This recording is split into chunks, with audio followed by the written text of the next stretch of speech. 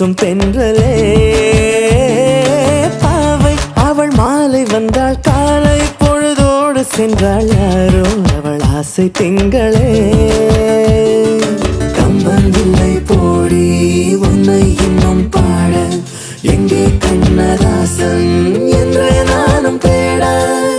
யாரும் இங்கு தேவையில்லை உன் அழகை பார்த்திருந்தால் கற்பனைகள் கோடி வரும் என்பது உண்மையடி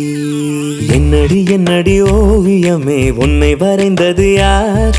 சொல்லடி சொல்லடி ஜாடையிலே என்னை இழுத்தது யார்